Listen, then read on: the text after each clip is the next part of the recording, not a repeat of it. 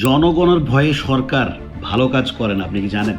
এটা বিশ্বাস করেন, বাংলাদেশে এটার প্রমাণ আছে এবং বাংলাদেশ এই সমস্যায় ভুগতেছে। আপনি যদি বিশ্বাস না করেন তাহলে আপনাকে দু একটা এক্সাম্পল আমি দিই। দেখেন, ঢাকা শহর থেকে ট্রাক স্ট্যান্ড সরাবে, বাস টার্মিনাল সরাবে, এই ধরনের উদ্যোগ এর আগে হয়েছিল কি হয় নাই? আওয়ামী লীগ সরকারের সময় হয়েছে, কিন্তু করে নাই। অন্যান্য সরকারের সময়ও এই উদ্যোগ নেওয়া হয়েছিল, কিন্তু কখনোই বাস্তবায়ন হয়নি। কারণ যদি এই পরিকল্পনাগুলি যদি বাস্তবায়ন করার চেষ্টা করা হয়, যদি উদ্যোগ নেওয়া হয়, তাহলে ব্যাপক জনসমর্থন হারাবে সরকার এবং চাপে থাকবে। বাংলাদেশের সরকার এমনি বিরোধী দলের চাপে থাকে সব সময়, ক্ষমতাই ধরে রাখতে হয় জোর করে। সো ক্ষমতাই যেহেতু ধরে রাখতে হয়, সেহেতু অন্যান্য ভালো কাজ আর করার সুযোগটা হয় না। বলছিলাম, অনেক ভালো কাজের মধ্যে যে কাজটা করা হয়নি, এবার নির্বাচনের সময় কোনো দল নিরাপত্তা নিয়ে কোনো কথা বলে নাই, না সড়কের নিরাপত্তা নিয়ে কোনো কথা বলছে, না অন্যান্য কোনো নিরাপত্তা নিয়ে কথা বলছে। তো নিরাপত্তা আসলে কেমন বিষয়, কেমন একটা চাহিদা? অর্থনীতির ভাষায় যদি বলি, চাহিদা অনেক, যোগান সীমিত। সো বাংলাদেশে এত এত বেশি সমস্যা, কোন সমস্যা নিয়ে আপনি কথা বলবেন আসলে এটাও আপনাকে সিলেক্ট করতে হবে। সরকার কোন সমস্যা নিয়ে আগে কাজ করবে ওইটাও সিলেক্ট করতে হবে। নিরাপত্তার কথা যদি বলি, যে নিরাপত্তা আসলে কত নাম্বার সমস্যা বাংলাদেশে এবং সেটা সমাধান করা উচিত কিনা। দেখেন, নিরাপত্তা আসলে বাংলাদেশে খুবই আনপপুলার একটা ব্যাপার। বাংলাদেশের মতো দেশে আপনি যদি নিরাপত্তা নিয়ে কথা বলেন, বিরোধী দল আপনাকে নিয়ে হাসাহাসি করবে, বিরোধী দল আপনাকে হচ্ছে যে যথেষ্ট পচানি দিবে। আর অধিকাংশ মানুষ যেহেতু মূর্খ মেন্টালিটির, জি বাঙালি মূর্খ মেন্টালিটির, সো এই মূর্খ লোকগুলা বুঝবে না যে নিরাপত্তা কত গুরুত্বপূর্ণ জিনিস। যখন রাস্তায় একটা বাইক অ্যাক্সিডেন্ট হয়, একটা সাইকেল আরোহী যখন পড়ে থাকে রাস্তায়, স্কুলের একটা বাচ্চা যখন মারা যায়, তখন হচ্ছে যে নিরাপত্তাটা খুব গুরুত্বপূর্ণ মনে হয়। তখন সবাই বলে আহারে ওহরে, ছোট একটা বাচ্চা, আহারে 7 মাসের একটা বাচ্চা। আবার কেউ কেউ বলে এই বাচ্চাকে নিয়ে কেন বের হবে, এই বাচ্চাকে নিয়ে বাচ্চার মা কেন বের হয়েছে, কেন গেছে। ছোট বাচ্চা মারা যায়, কষ্ট লাগে। একটা বৃদ্ধ মানুষ মারা যায়, কষ্ট লাগে। একটা দিনমজুর মারা যায়, কষ্ট লাগে। তখনও কিন্তু মানুষ শুধু আবেগ থাকে আর কি। ওই যে ইদানিং খুব একটা কথা চলতেছে না, যে আবেগ দিয়ে রাষ্ট্র চলে, রাষ্ট্র ইমোশন দিয়ে চলে না।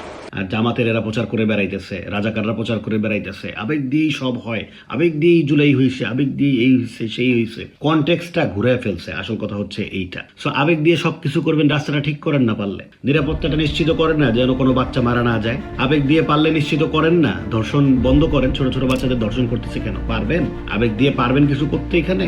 যদি ল অ্যান্ড অর্ডার থাকে তাহলে সব ঠিক হয়ে যেত। যদি আপনি 100% জানেন যে ধর্ষণ প্রমাণ হওয়ার সাথে সাথেই ফাঁসি, আপনাকে কোনো বাপ বাঁচাইতে পারবে না। আওয়ামী লীগ করেন, বিএনপি করেন, জামাত করেন, যেই দলের হয়ে কাজ করেন না কেন, কোনো বাপ আপনাকে বাঁচাইতে পারবে না। আপনার কোনো বাপ নাই, আপনার জন্মদাতা এক পিতাই আছে শুধু, আর কোনো দল থেকে কোনো সাপোর্ট পাবেন না। সাথে সাথে বহিষ্কার এবং দল থেকে ইনিশিয়েটিভ নেওয়া হবে উল্টা। এরকম যদি আলটিমেটাম তৈরি হয়ে যায়, ইউরোপের দেশগুলো কিভাবে চলে? এত এত নগ্ন বলা হয় ওদেরকে, ওরা হচ্ছে যে ফুল বডি কভারও করে না, কিছুই করে না, এরপরও ওদের ধর্ষণ এত কম কেন? এবং কথা হচ্ছে যে ওদের মানুষ এত ভয় পায় কেন? একটা মেয়ে রাস্তায় রাত নাই দিন নাই একা গেলেও কেউ কিছু বলে না কেন? কেন বলার সাহস করে না? ল অ্যান্ড অর্ডার আছে এই জন্য। ওরা জানে যে ওদের কোনো বাপ নাই যে বাঁচাবে ওদেরকে। আওয়ামী লীগের বাপ, বিএনপির বাপ, জামাতের কোনো বাপ ওদের নাই, ওদেরকে বাঁচাতে পারবে না কেউ। সো আবেগ দিয়ে আসলেই কিছু হয় না, কিন্তু কনটেক্সটটাকে ঘুরে ফেরা পেঁচায় হচ্ছে যে সালাউদ্দিন সাহেবকে পচানো হইতেছে। এগুলোই কাজ জামাতিদের, এগুলোর নামই হচ্ছে প্রোপাগান্ডা। সেদিকে যাচ্ছি না।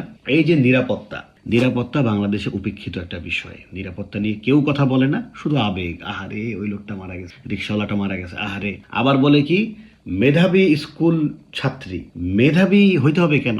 মেধাবী না হলে প্রাণের দাম নাই। মেধাবী শিক্ষিকা, মেধাবী শিক্ষক, ঢাকা ইউনিভার্সিটির মেধাবী ছাত্র, এগুলো হয়েছে যে বাংলাদেশের সাংবাদিকদের মানে আবেগময় করার জন্য, ওই রিপোর্টটাকে আবেগময় করার জন্য এইগুলা ওয়ার্ডগুলা ইউজ করে, মানুষের মনের মধ্যে যেন একটু জায়গা করে নেয়। আমি রিপোর্টটা লিখতেছি যেন 2-4টা মানুষ বেশি, মানুষের যেন মনে থাকে, মানুষ যেন পড়ে যেন চোখ দিয়ে পানি পড়ে। কিন্তু বাস্তবে এই ঢাকা ইউনিভার্সিটি আর বুয়েটের স্টুডেন্ট ছাড়া অন্য কেউ মারা গেলে এত কিছু হয় না, রিপোর্ট হয় না, এই হয় না, সেই হয় না। বিসিএস অমুক মারা গেল, তমুক মারা গেল। একবার ওই যে মনে আছে বেলি রোডে অগ্নিকাণ্ডে কে মারা গেল, কোন সচিবের কে যেন মারা গেছে, আমি জানি না, ওগুলো আমার দেখার দরকার নেই। আমার কথা মানুষ মরছে। মানুষ মরছে মানে এটা অনেক গুরুত্বপূর্ণ ব্যাপার। মানুষ মরছে, এটাই অনেক বড় একটা দুঃখের ব্যাপার। তো তার পোস্ট পজিশন কি, কোন স্কুলের ছাত্রী ছিল, মেধাবী ছিল কি ছিল না, এগুলো তো কোনো বিষয় না, এগুলো তো বিষয় হওয়া উচিত না। আপনি যখন বলেন যে মেধাবী শিক্ষার্থী মারা গেছে, তার মানে মেধাবী না হলে মরলে কোনো সমস্যা নাই, এরকম আর কি। আপনি একটা হচ্ছে যে একটা এনভায়রনমেন্ট ক্রিয়েট করতেছেন, মানুষ যেন এটা বোঝে। এই যে যখনই কোনো দুর্ঘটনা ঘটে তখনই হচ্ছে আবেগে সবকিছু ভরে যায়, সাংবাদিকরা লেখে এই হয় সেই হয়। কিন্তু দেখেন নিরাপত্তা নিয়ে পার্মানেন্ট কোনো কথা হয় না, কারণ যেই সরকার নিরাপত্তা নিয়ে কথা বলবে, নিরাপত্তার জন্য বাজেট নিবে, নিরাপত্তার জন্য কাজ করবে, ওই সরকারই সমালোচিত হবে সবচাইতে বেশি।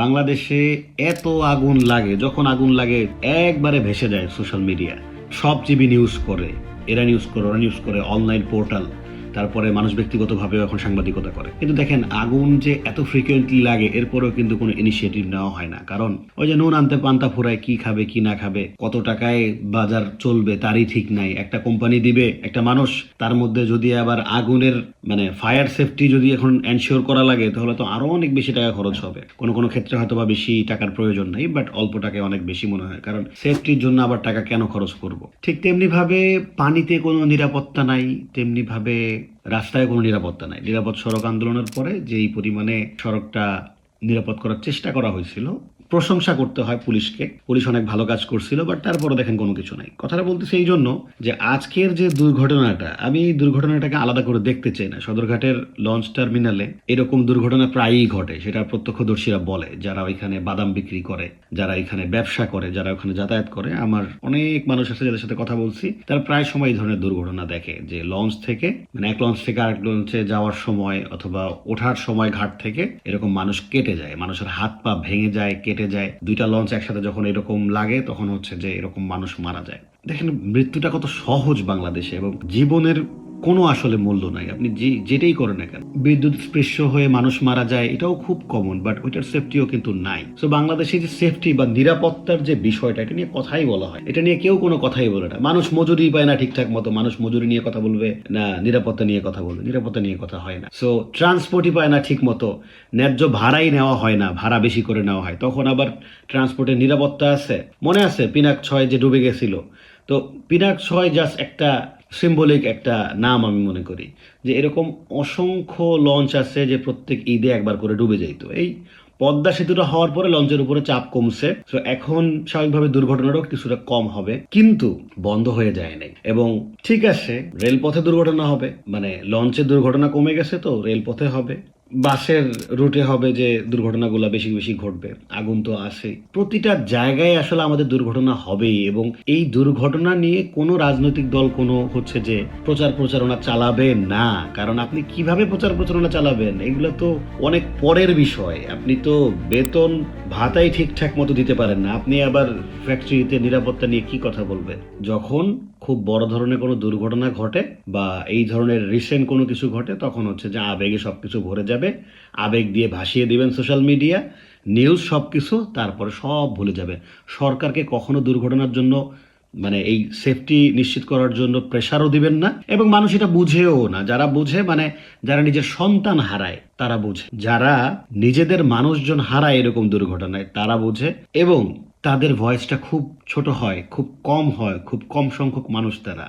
তো ওইটা সরকার পর্যন্ত যায় না, প্রেসার ক্রিয়েট করে না। ওই যে আমাদের দেশে বলে না যে না খেয়ে হইলেও অস্ত্র বানাতে হবে, খুব পপুলার করছে এই ধরনের কথাবার্তা। তা আমাদের দেশে না খেয়ে হইলেও অস্ত্র বানাতে হবে না, না খেয়ে হলেও নিরাপত্তা নিশ্চিত করতে হবে। অস্ত্র অনেক পরের বিষয়, একটা দেশের অনেক কিছু প্রয়োজন, কিন্তু সেই প্রয়োজনের তালিকায় আমাদের অস্ত্রের তালিকা এখনো আসে নাই, বহুত দেরি আছে। আমাদের যেহেতু ন্যায্য মজুরি আদায় হয় না, আমাদের যেহেতু লাইফেরই সিকিউরিটি নাই, সো আমার মনে হয় যে ওই অস্ত্র অনেক পরে দরকার সিকিউরিটি নিশ্চিত করা। বাংলাদেশের এই রোডই যথেষ্ট, এই ট্রান্সপোর্টই যথেষ্ট সিকিউরিটি নিশ্চিত করার জন্য। শুধু মন মানসিকতা দরকার, ল অ্যান্ড অর্ডারটা ঠিক করা দরকার, আলাদা করে টাকা পয়সার কোনো দরকার নাই।